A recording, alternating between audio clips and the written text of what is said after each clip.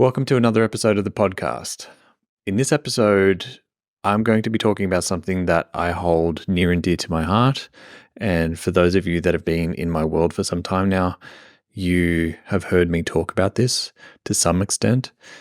But I wanted to make sure that I had something on the podcast where I get to go into this topic and spend a few more minutes on it, because it's something that I'm certain has changed my life. And whenever I give it to other people, it makes a significant contribution to their trajectory, which is really interesting for me. So what is this mystery, this mysterious thing that I'm talking about?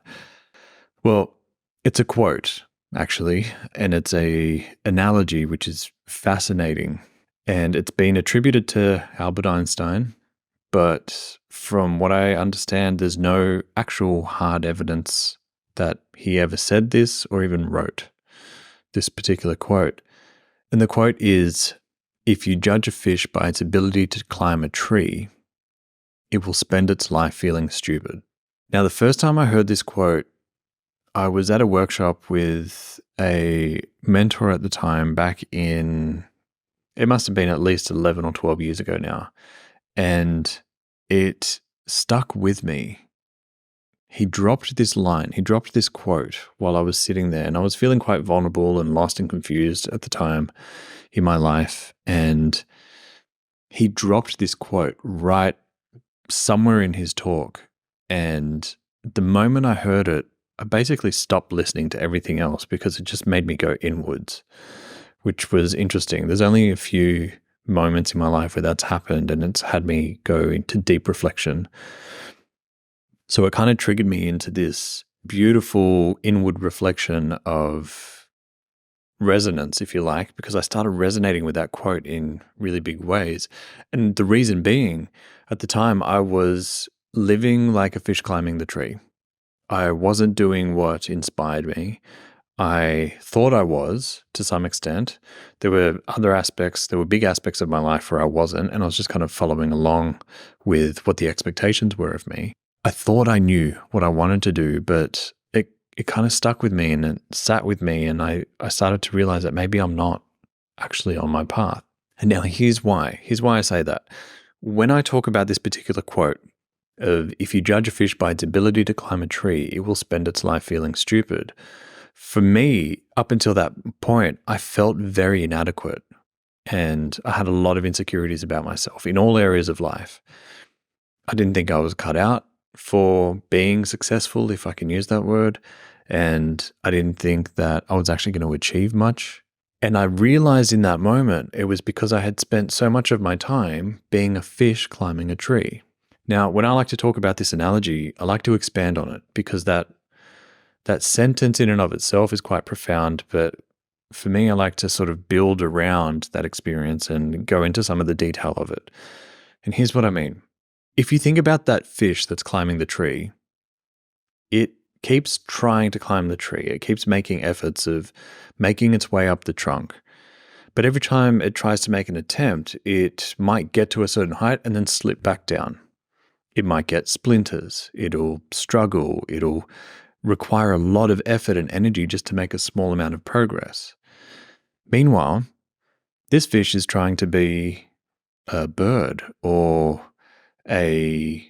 something that lives in the tree, right? A bird or a squirrel, or I can't think of any other animal for some reason, but like it's trying to be something that climbs the tree rather than being a fish, right?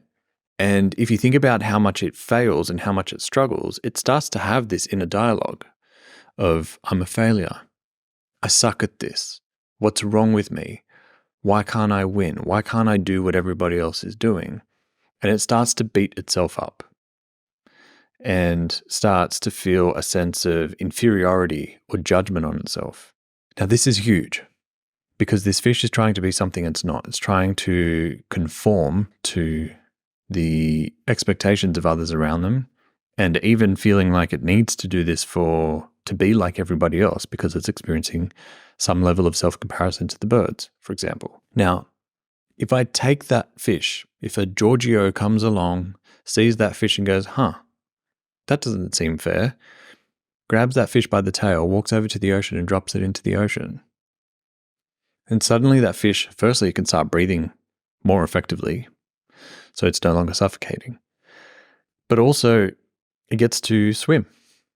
It gets to make some serious progress. With a small flick of its tail, it makes strides with great distance and moves smoothly through the water.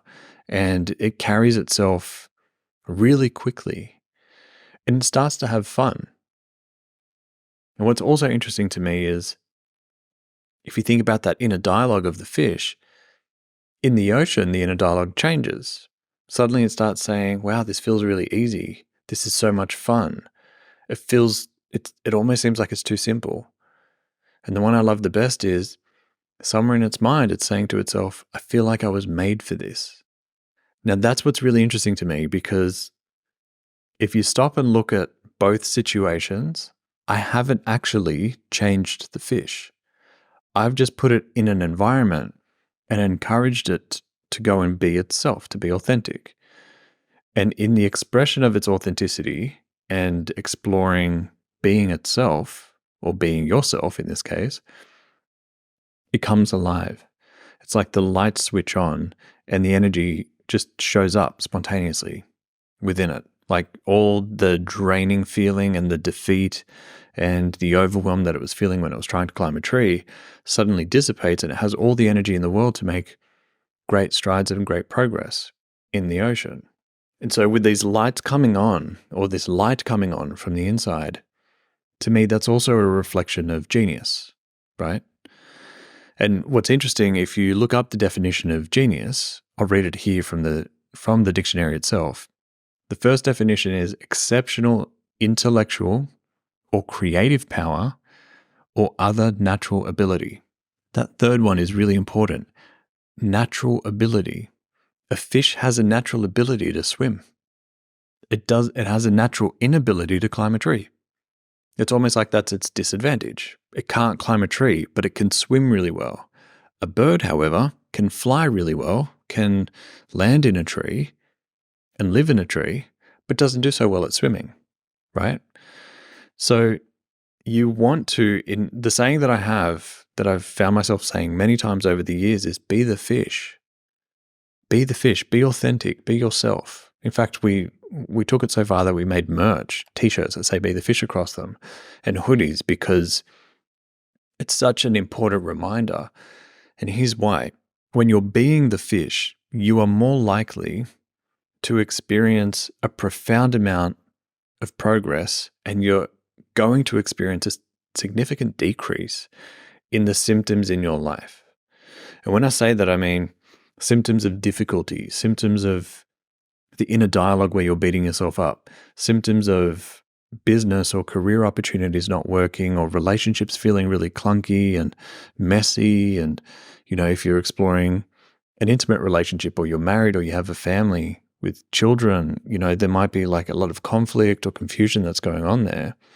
A lot of these problems get solved in people's lives just by honoring their authenticity. And so coming back to this notion of brilliance and the light coming on and natural ability, when you are honoring who you are, when you're being the fish, when you're being authentic, and somebody sees you in that element, usually they'll describe it as you expressing some form of brilliance. What's fascinating to me, because I'm a bit of a word nerd, if you get into the definition of brilliance, it comes from optics, to shine brightly. And that's usually how we describe somebody who's demonstrating some level of brilliance. They are shining brightly.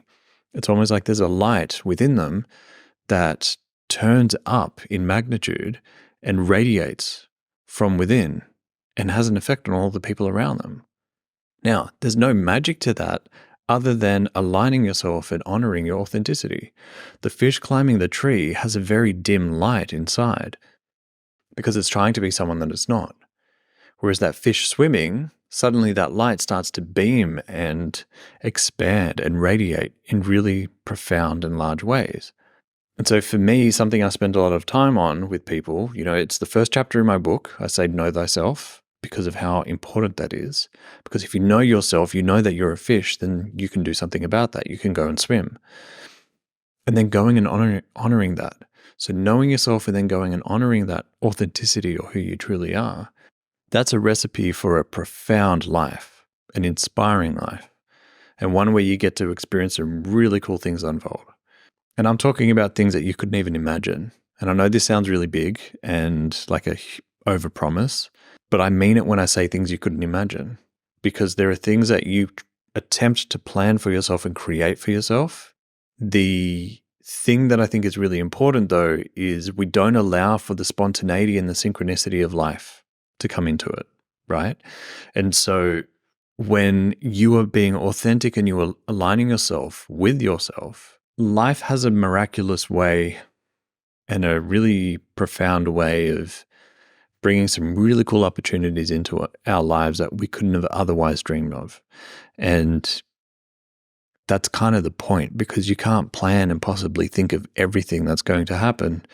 Otherwise, the fun and the adventure of life just kind of dissipates, it goes away. If you knew everything that was going to happen, you wouldn't do anything. You'd be bored. Hey, really quickly, before we continue with the episode, I want to ask you for a huge favor. If you've been getting value from this episode or any other episode of the podcast, please take a 20-second moment to jump in and leave a review of the podcast, because it makes a huge difference with getting us in front of more people's eyes. People look for reviews these days, and they want to make sure that other people have already checked out a podcast and are getting value from it before they check it out. So if you are, it makes a huge difference to us, but you may also be setting somebody else up to change their lives by exploring the content we have for them. So it'd make a huge difference. I really do appreciate it. And I know your review is going to make a difference in somebody else's life. So please take 20 seconds, drop that in, and we'll get back into the episode. And so if you feel like things are working against you, if you feel like you're, for lack of a better term, pushing shit uphill and everything just feels like a lot of hard work, ask yourself, are you being a fish climbing a tree? And are you choosing to not honor what you would love for yourself? Because I know with certainty, for everyone that I've worked with, whenever I've seen them struggling with things, it's usually because they're not being themselves, they're not being authentic, as simple as that is. And I know there's lots of quotes on Instagram about that and Pinterest as well, but it's true. And it comes down to getting a lot of clarity around who you are, your authenticity. That transcends everything we do. In fact, I'll take this a step further just to kind of further iterate my point here. Something that I hear from a lot of people about is anxiety. And when people are experiencing anxiety, one of the things that I look for, amongst other things, is, are they trying to be someone they're not? Are they trying to be a fish climbing a tree? Because if that's the case, the anxiety you experience when you're trying to be a fish climbing a tree is supposed to be occurring. You're supposed to experience anxiety there. It's feedback. It's trying to get you back to yourself. It's trying to get you to stop climbing the tree and go and jump in the ocean. The anxiety is actually a gift. It's trying to give you this feedback of saying, stop going in this direction and head back to being yourself. Because what's really interesting for the people that I've worked with, and this has happened for me too in my own life, back when I was wrestling with anxiety and panic, in the moment where I was just being myself and I was truly in my element and being authentic, which was usually coaching somebody or helping somebody with their own anxiety, ironically, the anxiety that I was experiencing at that point in my life completely ceased to exist. Like I couldn't find it in those moments. It just wasn't there. Because in those moments I was being the fish and I was honoring myself, which allowed no room for the anxiety to present itself. What that was showing me at the time was that it was a gift, that the anxiety was trying to get me back to being myself, because in different ways I was not being authentic. I was trying to conform to the different expectations of people in society around me. And so as I honored my authenticity in those moments and what inspired me and what I loved, the anxiety dissipated. Now, when I stepped out of those moments and plugged back into the life that I had created for myself, the anxiety would rise again. So it required me working through the anxiety. But it was very obvious to me that when I was being myself, anxiety was gone. And I'm talking about, in some of these cases, it was high pressure scenarios that you would expect somebody with anxiety to feel crushed by, but I was fine. It's not a coincidence. So I want to encourage you to consider that if that's something that you're wrestling with, if you're wrestling with some level of anxiety, and the same is true for depression, if you feel like you're flat and you're sad and you're feeling a bit stuck, while there may be other factors there, one of the big factors that I see is usually somebody is being someone they're not, and they've been doing it long enough that the frustration of not being able to climb the tree eventually turns into a sadness, which then eventually turns into an apathy, where they're saying to themselves, well, I can't do it. Why would I bother doing anything?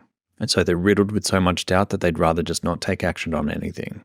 And so it requires a little more finesse there to open the individual up to get action, start taking action towards getting in the ocean, for example, and like flicking their fins around. And then suddenly they're like, wait, this actually feels nice. And then they come alive and the brilliance starts to shine and so on. Most of life's symptoms, especially the symptoms that we wrestle with in our mind, I find are all some form of trying to get us back to ourselves, which is kind of the brilliance of it all, right?